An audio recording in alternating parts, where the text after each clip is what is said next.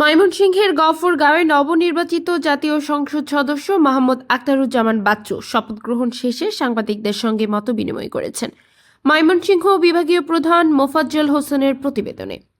এ সময় তিনি দলের সম্মানিত চেয়ারম্যান গফরগাঁও পাগলাবাসী সকল ভোটারের প্রতি আন্তরিক ধন্যবাদ ও কৃতজ্ঞতা জানান। তিনি বলেন, জনগণের ভালোবাসা, দোয়া ও সমর্থনের ফলেই তিনি এই সম্মান অর্জন করতে পেরেছেন। নবনির্বাচিত এই সংসদ সদস্য আরও বলেন, জনগণের দেওয়া দায়িত্ব তিনি আমানত হিসেবে গ্রহণ করেছেন। ইনশাআল্লাহ গফরগাঁওয়ের উন্নয়ন, মানুষের ন্যায্য অধিকার প্রতিষ্ঠা এবং ন্যায়ের পক্ষে সর্বোচ্চ আন্তরিকতা দিয়ে কাজ করে যাবেন।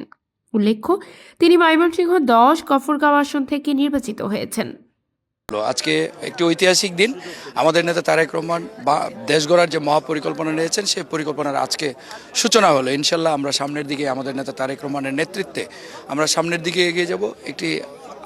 একটি মানবিক বাংলাদেশ বিনির্মাণে আমরা কাজ করব। আর আমি ধন্যবাদ জানাচ্ছি আমার নির্বাচনী এলাকা ময়মনসিংহ 10 গফরগাঁও উপজেলা পৌরসভা পাগলা থানার সর্বস্তরের জনগণকে, যারা আমাকে অকুণ্ঠ সমর্থন দিয়ে আমাকে নির্বাচিত করেছেন। দেখেন, আমরা দীর্ঘ সংগ্রামের পরিক্রমার মধ্য দিয়ে গেছি। আমরা তো জনগণের অধিকার আদায়ের সংগ্রাম করেছি এতদিন। এখন দেশ গড়ার কাজ করব। আমরা শেখ হাসিনা ফ্যাসিস্ট ছিল, তার মননে মগজে ছিল স্বৈরতন্ত্র, আর আমরা গণতন্ত্রের জন্য সংগ্রাম করেছি। সুতরাং আমরা জনগণের কাছে স্বচ্ছতা এবং জবাবদিহিতার মাধ্যমে আমরা জনকল্যাণে কাজ করবো ইনশাল্লাহ। এই সরকার হলো জনগণের সরকার। আমরা আন্দোলন সংগ্রামের মধ্যে দিয়েই বিএনপির জন্ম। আন্দোলন সংগ্রাম করি আমরা 16টি বৎসর ফ্যাসিবাদ বিরুদ্ধে আন্দোলন সংগ্রাম করেছি। আজকে আমরা আনন্দিত এবং খুশি, আমাদের নেতা তারেক রহমান বাংলাদেশের প্রধানমন্ত্রী হয়েছে। আরও আজকে দেশের নেত্রী বেগম খালেদা যদি উনি জীবিত থাকতেন, উনি খুশি হতেন।